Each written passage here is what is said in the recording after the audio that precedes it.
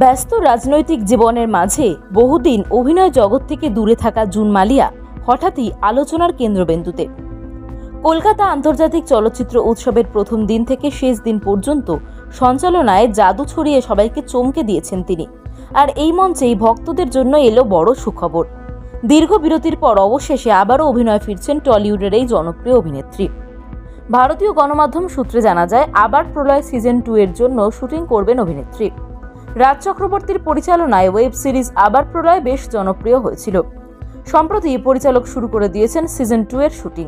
সেই কারণেই 23 তারিখে জুন ওয়েব সিরিজের শুটিং করবেন। গতবারের মতোই এবার ওয়েব সিরিজের প্রধান চরিত্রে দেখা যাবে শাশ্বত চট্টোপাধ্যায়কে। রাজের পরিচালনায় শাশ্বতর সঙ্গে শুটিং করবেন জুন। সেই ব্যাপারে অভিনেত্রীর গলায় উচ্ছ্বাস দেখা গেল। নৈহাটি, কলকাতা, রানাঘাট, ঝাড়খণ্ডের বর্ডারে হবে শুটিং। রাজ নিজেই সোশ্যাল মিডিয়াতে এই ওয়েব সিরিজ প্রথম ঝলক ভাগ করে নিয়েছেন।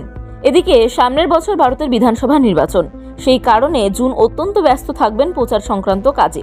তবে ছোট পর্দায় তাকে কবে দেখা যাবে, এমন প্রশ্নের উত্তরে জুন বলেন, আমি বাংলা ধারাবাহিক অবশ্যই অভিনয় করতে চাই। বিধানসভা নির্বাচনের সময় শুটিংয়ের জন্য প্রয়োজনীয় সময় বের করতে পারবো বলে মনে হয় না। তবে আগামী বছর জুন মাস নাগাদ বাংলা ধারাবাহিকের কাজ শুরু করার ইচ্ছা রয়েছে। সর্বশেষ গাঁটছড়া ধারাবাহিকে দেখা গিয়েছিল অভিনেত্রীকে।